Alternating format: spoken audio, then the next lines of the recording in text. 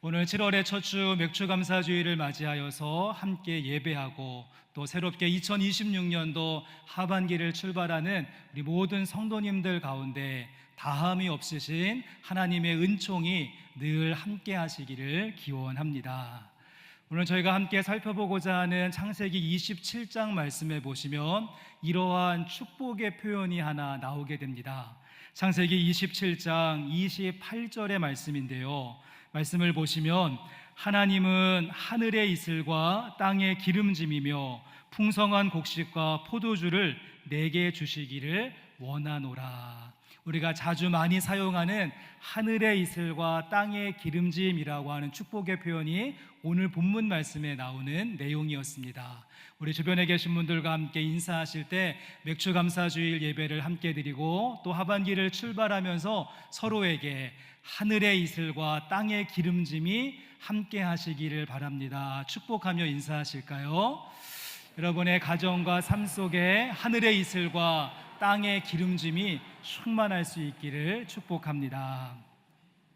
여러분, 그런가 하면 우리가 살펴보고 있는 창세기 말씀 가운데 이 복이라고 하는 단어가 가장 많이 등장하고 반복되는 말씀이 오늘 보시는 창세기 27장이라고 할 수 있습니다. 축복한다, 복을 빈다, 이런 이야기가 무려 22절의 말씀 가운데 등장하는, 그래서 27장 말씀 전체는 이 복이라고 하는 것, 축복이라고 하는 말을 키워드로 해서 진행된다라고도 말씀드릴 수가 있죠. 여러분, 그런데 문제는 무엇인가 하면 오늘 본문 말씀 속에 이 복이라고 하는 것이 차고 넘치는 것은 맞습니다. 그런데 문제는 무엇인가 하면 이 축복받는 일에 너무 집착을 하고 여기에 목을 매고 수단과 방법을 가리지 않게 되어졌을 때 오히려 그 복의 부작용과 복의 왜곡됨이 나타나고 말았다는 것입니다. 분명히 하나님의 사람들, 믿음의 조상들의 이야기이고 하나님의 약속을 받은 가정인데 그들이 행하는 모습을 보았더니 아이고, 장자권의 축복이 뭐 그리 중요하다고 이렇게까지 해야 하는가라고 하는 씁쓸한 마음이 드는 본문이기도 하죠. 하나님의 뜻을 거스르고 끝까지 장자인 에서만을 고집하고 있는 아버지 이삭의 모습도 참 답답하고요, 속임수를 쓰라고 뒤에서 배후 조정하고 사주하고 있는 어머니 리브가의 모습도 정상은 아닌 것을 보게 됩니다. 그 축복권 빼앗기 위해서 몸에 털을 붙이고 그리고 음성 변조까지 해야 되는 야곱의 모습도 참 안쓰럽고, 또 이방 여인들과 음란한 생활을 살다가는 그래도 복은 받고 싶어서 이리 뛰고 저리 뛰는 형 에서의 모습도 이해가 안 되기는 마찬가지입니다.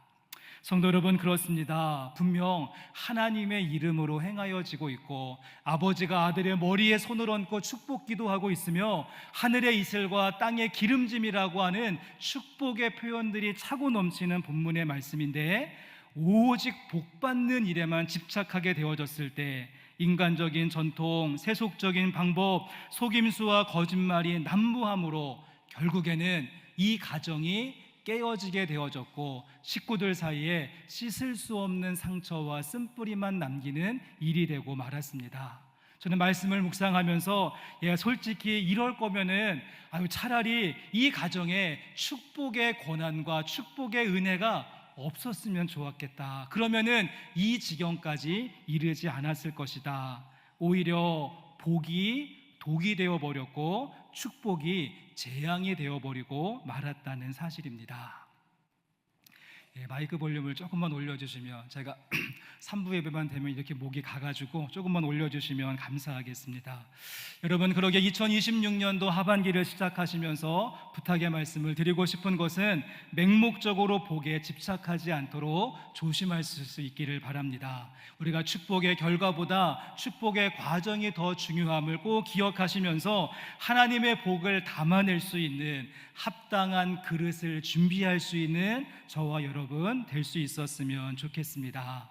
그리고 한 걸음 더 나아가서 인간의 모습은 이럴지라도 오늘 말씀들의 인간들의 모습은 온갖 꼼수와 편법이 난무하고 냄새나고 구린 사건들의 연속이라고 할지라도 여러분 그 속에서 하나님께서 이루어 가시는 당신의 구속사를 완성해 가시는 하나님의 경영하심도 함께 볼 수 있었으면 좋겠습니다. 인간들이 만들어낸 악수가 가득한 인생이라고 하는 바둑판에 하나님께서 짚어내시는 묘수가 있죠. 저는 이것을 하나님의 경영이다라고 표현하고 싶은데, 소망하기는 2026년도 여러분의 삶 속에 하나님께서 짚어내시는 하나님의 경영하심이 함께 하실 수 있기를 주님의 이름으로 축복합니다.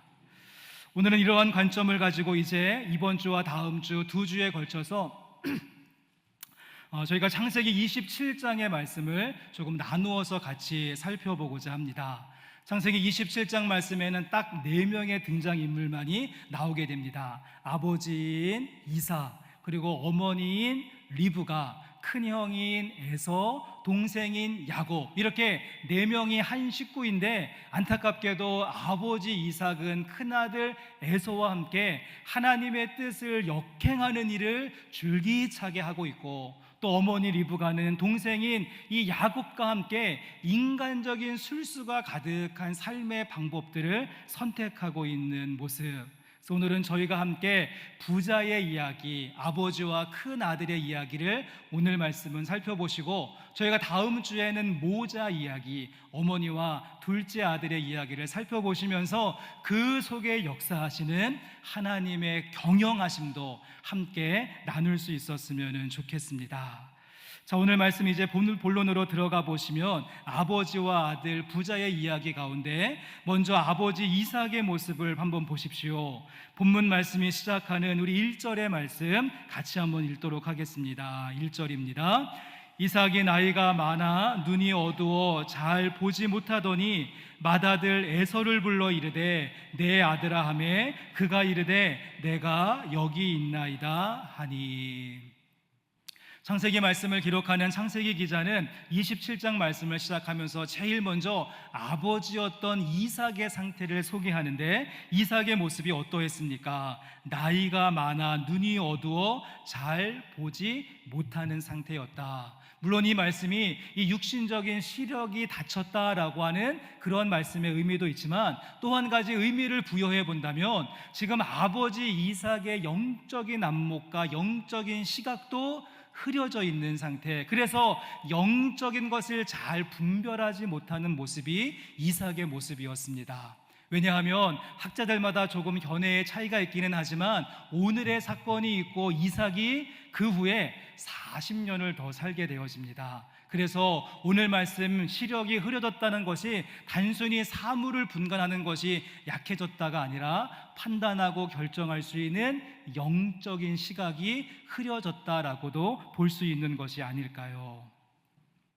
여러분, 그래도 이삭의 전반부의 삶은 나름대로 괜찮은 삶이었습니다. 그의 아버지였던 아브라함과 함께 모리아산에서 순종의 모습을 보여주기도 했고, 우물을 팔 때마다 누군가 요구하면 하나님을 신뢰하는 믿음을 가지고 양보하고 포기할 줄도 아는 이삭의 전반부의 인생은 괜찮은 인생이었죠. 하지만 그의 인생의 후반부, 그가 시력이 약해지고 영적인 안목을 잃어버리게 되어지자 하나님의 뜻과 계획을 역행하는 일을 행하는 모습으로 나타나게 되었다는 사실입니다. 지난주 말씀을 한번 생각해 보시면, 지난주 말씀 가운데 하나님께서 이삭과 리브가에게 똑똑히 말씀하셨습니다.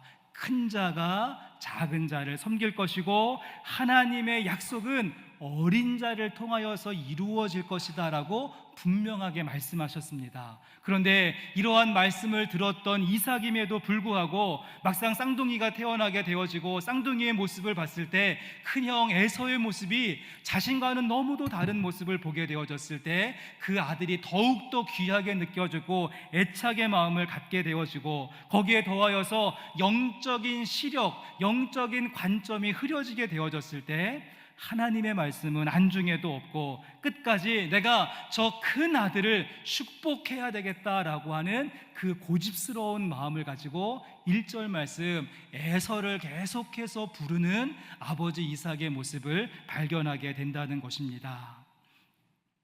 여러분, 이 아버지 이삭의 고집이 얼마나 고집불통이고 얼마나 집요했는가를 이어서 한번 보십시오. 나중에 이 이삭이 야곱이 자신에게 왔는데 이 야곱이 내가 축복하고 싶은 큰아들 이삭이라고 하는 믿음을 가지고 이렇게 축복하는 장면이 있습니다. 우리 말씀 창세기 25장 23절과 창세기 27장 29절의 말씀을 한번 비교해서 보시면, 먼저 25장 말씀은 하나님의 플랜, 하나님의 계획이 이것이다 라고 말씀하셨죠. 여호와께서 그에게 이르시되 두 국민이 내 태중에 있구나, 두 민족이 내 복중에서부터 나누이리라. 이 족속이 저 족속보다 강하겠고 어떻습니까? 큰 자가 어린 자를 섬길 것이다. 이것이 하나님의 계획이고 하나님의 뜻이었습니다. 그런데 그것을 알면서도 지금 자신 앞에 있는 야곱이 이삭이다라고 하는 믿음과 확신 가운데 여러분, 아버지 이삭이 어떻게 축복하는지 29절 말씀, 27장 29절 말씀은 같이 한번 읽어보시죠. 만민이 너를 섬기고 열국이 내게 굴복하리니 내가 형제들의 주가 되고 내 어머니의 아들들이 내게 굴복하며 너를 저주하는 자는 저주를 받고 너를 축복하는 자는 복을 받기를 원하노라. 이 말씀 그냥 보면 굉장히 은혜로운 말씀처럼 다가오겠지만, 이렇게 지금 축복하고 있는 이삭의 머릿속에는요, 내가 지금 손을 얹고 있는 이 아들이 야곱이 아니라 내가 축복하고 싶은 큰아들 에서라는 사실을 믿고 확신 가운데 이렇게 기도하고 있는 것입니다. 하나님은 큰 자가 어린 자를 섬길 것이다 라고 말씀하셨지만, 나는 큰아들을 축복하면서 이 큰아들 에서가 열국으로부터 섬김을 받고 형제들의 주가 되며 어머니의 모든 아들 중에 최고가 되기를 바랍니다. 여러분, 심지어 큰아들을 저주하는 자는 저주를 받고, 어떤 의미인가 하면 하나님까지도 저주의 범위에 포함시키고 있는 위험한 기도가 된다는 것이죠. 이삭이 시력이 떨어지고 영적인 안목이 무디워지게 되어졌을 때 하나님이 자신에게 주셨던 말씀은 온데간데 없고, 하나님도 내 아들 저주하면 저주를 받을 수 있습니다, 오해가 될 수 있는 이 애매한 표현까지 서슴없이 하고 있는 아버지 이삭의 모습을 보게 됩니다. 영적인 분별력을 완전하게 상실해버린 모습입니다. 여러분, 그런데 이삭의 문제는 여기에서 그치지 않습니다. 이어지는 말씀을 계속해서 보시면 이삭이 시력은 잃어버렸지만 아직 여전한 것이 있는데, 무엇이 여전한가? 시력은 잃어버렸지만 입맛은 여전한 이삭의 모습을 보게 됩니다. 우리 본문 말씀 4절의 말씀 보시고 같이 읽겠습니다. 내가 즐기는 별미를 만들어 내게로 가져와서 먹게 하여 내가 죽기 전에 내 마음껏 내게 축복하게 하라. 여러분, 4절 말씀이 재미있는 사실은 그냥 이삭 아버지는요 별미라고만 이야기했는데, 큰아들 에서는 그 말을 듣자마자 바로 화살통 챙겨가지고 밖으로 뛰어나가는 모습, 정확하게 메뉴를 이야기하지 않았습니다. 김치찌개다, 된장찌개다, 제육볶음이다 말씀하지 않았는데 그것을 알아듣고 나가는 아들의 모습, 약간 느낌이 전라도식으로 이야기해 본다면 아버지 이삭이 거시기 하니까 아들 에서가 바로 거시기 하는 그런 모습이 연출되고 있는 것이죠. 이 말은 평소에 이삭이 큰아들 에서가 갖다주는 별미를 아주 많이 자주 먹었다라고 하는 것을 보여주고 있는 표현입니다. 내가 즐기는 별미에서 즐긴다라고 하는 말이 미완료 시제로 쓰여져 있죠. 지금 계속해서 멈추지 않고 자신 입맛에 따라서 그 별미를 즐기고 있는 아버지 이삭의 모습입니다.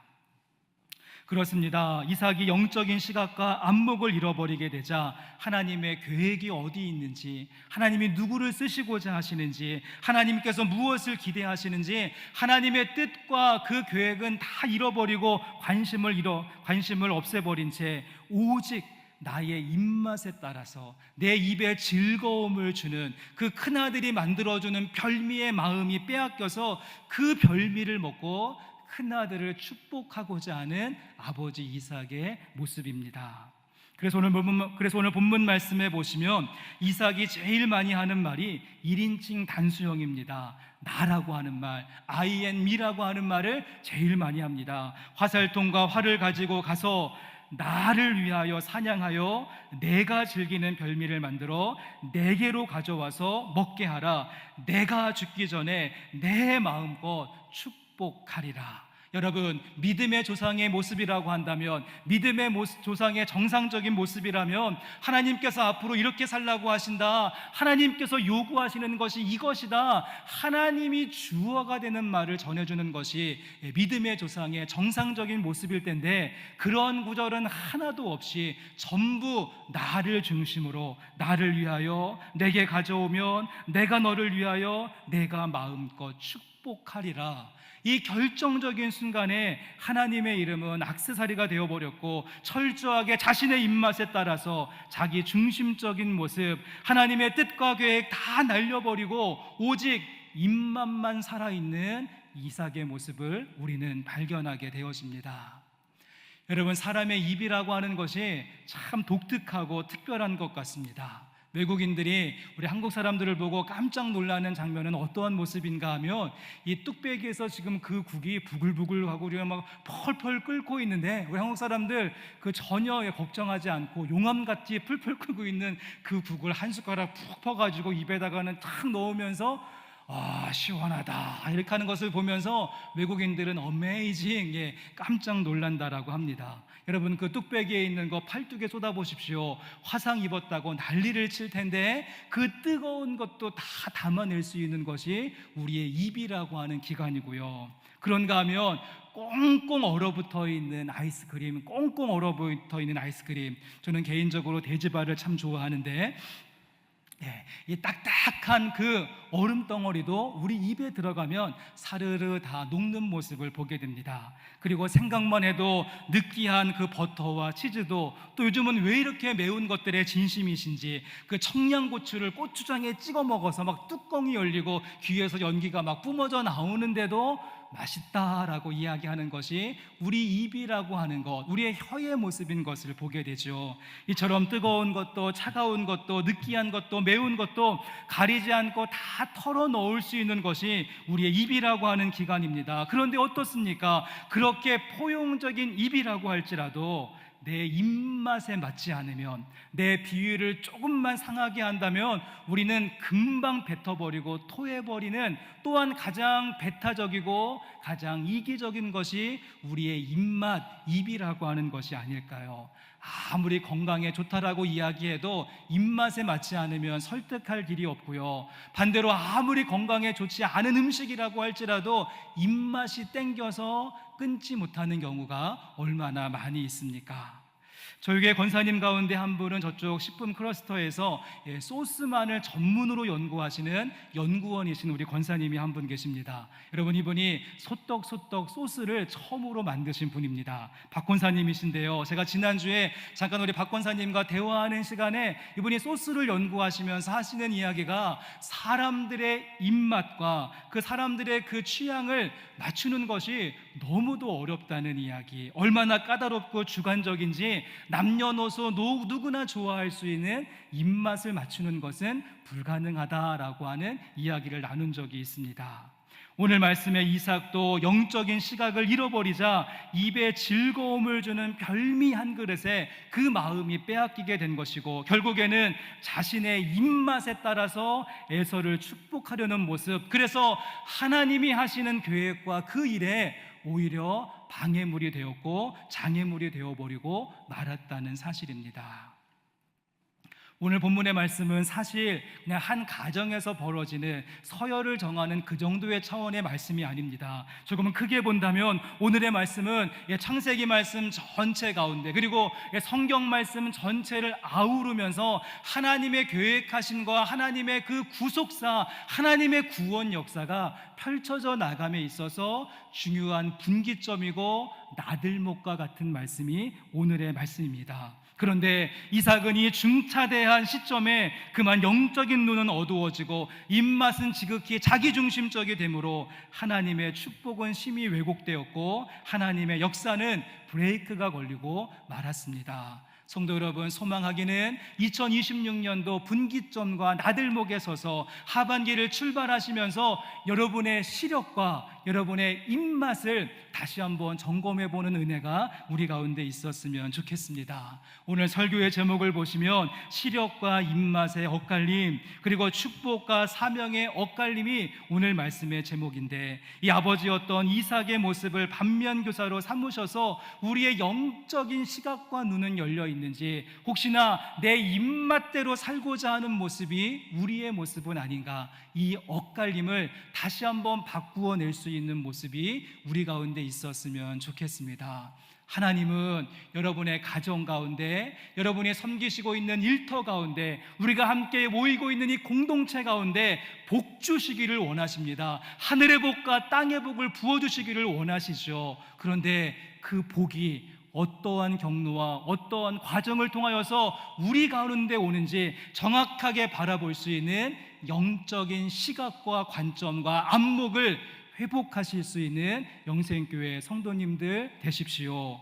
또한 여러분, 지극히 개인적인 입맛은 우리가 조금 끊어내야 되지 않을까요? 천국도 입맛에 맞지 않으면 가지 않겠다라고 말하는 이러한 시대 가운데 입맛 맞는 설교만 드리려고 하고, 입맛에 맞는 사역에만 헌신하려고 하고, 입맛 맞는 사람하고만 교제하고 사귀려고 하는 이 편식 위주의 신앙생활을 내려놓으시고 골고루 잘 드시고 쑥쑥 성장하고 세워져가는 여러분의 2026년도 하반기의 시간이 되실 수 있기를 주님의 이름으로 간절히 축원합니다. 자, 이제 그렇다고 한다면 관점을 바꾸셔서 우리가 부자의 이야기 가운데 아버지 이삭의 모습을 보셨다면, 이제 부자의 큰아들 에서의 모습은 어떠한 모습이었을까요? 한마디로 아버지는요, 이 시력과 입맛에 엇갈림이 있었다라고 한다면, 이 아들이었던 에서의 모습은요, 사명과 축복에 엇갈림이 있는 모습이 에서의 모습이었습니다. 무슨 말인가 하면, 에서의 경우 장자로서의 사명은 싫지만 장자로서의 축복은 받고 싶은 이중성을 가지고 있었습니다. 이방 여인들과 무분별한 삶을 살면서 세상의 들판 마음껏 다니면서 세상의 모든 것들 누리고 싶은 세상의 아들이 되고 싶은 마음도 있었지만, 그와 함께 하나님께서 주시는 장자의 축복은 빼앗기고 싶지 않고 놓치고 싶지 않은 모습, 사명은 버려버리고 축복만 붙잡고 싶은 사람이 에서의 모습이었습니다. 하나님의 아들이기는 하지만 하나님의 아들로서의 사명은 싫고 세상 속에 들어가 세상의 아들로 마음껏 즐기며 살고 싶은 모습, 또한 세상의 아들로서 마음껏 즐기며 살면서도 또 한 가지 하나님의 아들로서 받는 축복은 꼭 받고 싶고 누구에게도 빼앗기고 싶지 않고 양보하고 싶지 않은 모습, 우리 식으로 바꾸어 본다면 그리스도인들의 사명은 싫습니다. 그냥 세상 사람들하고 똑같이 인조이하고 누리고 싶고 마음껏 갖고 싶습니다. 하지만 동시에 많은 것들 누리면서 또 한 가지 그리스도인들에게 주시는 하나님의 은혜와 축복도 꽉 붙잡고 싶은 이러한 이중성이, 이와 같은 삼중성이 에서의 모습이었고, 솔직히 진단해 보시면 우리의 모습도 될 수 있다는 것입니다. 이러한 에서의 마음을 보여주는 구절이, 아버지가 이제 별미를 만들어 오라고 이야기했을 때 메뉴 듣지도 않고 바로 튀어나가서 사냥하러 가지 않습니까? 근데 그 사이에 그만 동생인 야곱이 치고 들어와서 장자권의 축복을 가로채 갑니다. 나중에 이 사실을 알게 된 에서가 어떻게 반응을 보이는지 우리 내려오셔서 33절과 34절의 말씀 한번 보십시오. 이삭이 심히 크게 떨며 이르되, 그러면 사냥한 고기를 내게 가져온 자는 누구냐? 내가 오기 전에 내가 다 먹고 그를 위하여 축복하였은즉 그가 반드시 복을 받을 것이니라. 자, 그러자 에서의 반응이 어떠한지 그 다음 절 말씀, 에서가 그의 아버지의 말을 듣고 소리질러 슬피 울며 아버지에게 이르되, 내 아버지여 내게 축복하소서, 내게도 그리하소서. 지금까지 자신의 삶의 모습과 태도는 짚어보지 않은 채 그 빼앗긴 장자권 때문에 울고 불고 난리치며 끝까지 고집을 부리고 있는 에서의 모습도 함께 보게 되어집니다. 여러분, 에서에게 있어서 정말 심각한 문제는 무엇인가 하면 자신의 말대로 정말 장자의 복을 누리고 싶었다면 육신의 아버지에게 사슴고기로 만든 별미를 준비해서 드리는 것이 아니라 필요한 모습은 하나님 아버지 앞에 자신을 제물로 드릴 수 있는 모습이 필요했습니다. 사람에게 별미를 바쳐서 장자권을 얻는 것이 아니라 하나님에게 자신을 드리는 것이 장자의 합당한 삶이었던 것이죠. 그런데 에서는 희생과 사명은 다 관심을 잃어버린 채 인간적인 대접으로 해결하려고 하는 모습, 에서가 이전 날에 팥죽 한 그릇의 장자의 명분을 팔았던 것처럼 오늘 말씀에 별미 한 그릇의 장자권을 찾고자 하는 저렴하고 얄팍한 생각이 에서의 마음속에 있었습니다. 함께 예배하는 성도 여러분, 저희들은 이러한 에서의 모습을 보면서 손가락질하고 혀를 ጭጭጭ 차겠지만 한번 깊이 생각해 보시죠. 누군가를 지적할 때 남을 향한 손가락이 하나면 나를 향한 손가락은 세 개라고 하는 말처럼 우리는 우리들의 모습 속에도 동일하게 이 에서의 이중성이, 그리고 에서의 숨은 속내가 우리 안에도 있는 것이 아닌가. 오늘 말씀을 묵상하고 설교를 준비하는데 참 부끄럽고 부담스러웠습니다. 우리 중에 누구도 대놓고 나 에서처럼 살겠습니다 라고 다짐하는 사람 없고, 우리 예배가는 우리들 가운데 그 누구도 이 에서의 방법이 지혜로운 방법이었다라고 평가하시는 분은 없으실 것입니다. 하지만 우리의 모습을 면밀히 살펴보시면 에서의 이중성이, 이 에서의 회색지대의 삶이 우리에게 자연스럽게 내려앉아 있는 것을 확인하게 되어집니다. 그래서 부름받은 직분과 리더십으로서의 헌신은 외면한 채 축복과 특권만 누리려고 하는 우리의 마음, 재물이 되는 길은 포기하고 별미로서 해결해 보려고 하는 태도, 세상에서도 재미 보고 싶고 하나님 나라의 유익도 함께 얻고 싶은 회색지대의 모습이 우리 가운데 있음을 발견하게 됩니다. 감리교 목사님 가운데 지금은 정릉감리교회를 섬기시는 한희철 목사님이라고 하는 분이 있습니다. 나중에 기회가 되면 저희 교회 부흥회나 집회 시간에 제가 꼭 한번 초청하고 싶은 그런 목사님인데요. 이분이 쓴 책 가운데 한 마리 벌레처럼 DMZ를 홀로 걷다라고 하는 그런 책이 있습니다. 한번 사진을 보여주시면, 이 한 목사님은 독일에서 목회를 하다가 이제 부천에 있는 성직교회로 사역지를 옮겨서 한국으로 돌아오게 되어집니다. 근데 목회를 하는 동안에 참 힘들고 어려움이 많이 느껴지는 그런 부분이 있었고, 그래서 결단을 하고 순례길을 떠나야 되겠다라고 마음을 먹고는 한동안 교회를 떠나게 되어지죠. 그런데 순례길을 어디로 갔나 하면 저 멀리 외국으로 간 것이 아니라 강원도 고성에서부터 시작해서 임진각에 이르는 거리 380km의 그 거리를 열 하루 동안에 계속해서 걷는 걷기 순례를 하게 되어집니다. 그때 어떤 마음으로 걸었는가 하면 남과 북으로 갈라진 우리 조국의 이 안타까운 현실을 바라보며 내가 그 걸음을 걸음으로 이 둘을 하나 되기를 원하겠다, 하나 되기를 원한다, 그런 기도하는 마음으로 그 길을 걸었고, 그 길을 걸을 때 하나님께서 주셨던 마음들을 이 책에 솔직하고 담백하게 적어 놓았습니다. 저도 강원도 출신인지라 제가 아는 길을 걷는 것 같은 그런 소감을 가지고 이 책을 읽었던 기억이 있습니다. 이 책을 읽는 가운데 저는 레베카 솔릿의 걷기에 인문학에 나오는 한 대목이 생각이 났는데요. 이분의 책과 이분의 걸음은 이런 걸음이었습니다. 걸어가는 사람이 바늘이고 걸어가는 길이 실이라면 걷는 일은 찢어진 곳을 꿰매는 바느질입니다. 보행은 찢어짐에 맞서는 저항입니다. 걸어가는 사람이 바늘이고 걷는 길이 실이라고 한다면 갈라지고 찢어진 것을 꿰매는 바느질이 걷기 순례다라고 하는 그러한 공식이 만들어집니다. 우리 새로운 7월을 시작하면서 하반기를 향한 첫걸음을 시작하시는 성도 여러분, 우리의 모습이 축복과 사명의 엇갈림의 모습이 있을지라도 여러분 그 사이를 다시 한번 믿음으로 아름답게 바느질하며 걷는 순례자의 삶이 되실 수 있기를 원합니다. 우리가 복받는 것도 중요하고 혜택을 누리는 것도 중요하지만 그것보다 먼저 우리에게 주신 사명이 있음을 기억하시면서 그 사명을 가지고 한 걸음 한 걸음 새로운 걸음 출발하는 저와 여러분의 하반기 여정 될 수 있기를 원합니다. 발이 부르트는 시간도 있을 것이고 물집이 잡히는 시간도 있을 것이며 하루 종일 흠뻑 비를 맞는 시간도, 언덕과 고개를 올라가야 되는 그러한 때도 있겠지만 반쪽만 남아있는 2026년도 한 해의 또 다른 여정, 그리스도의 사명 굳게 붙들고 아름다운 걸음을 걷는 우리 영생교회 모든 성도님들의 하반기의 시간이 되시기를 주님의 이름으로 간절히 축복합니다.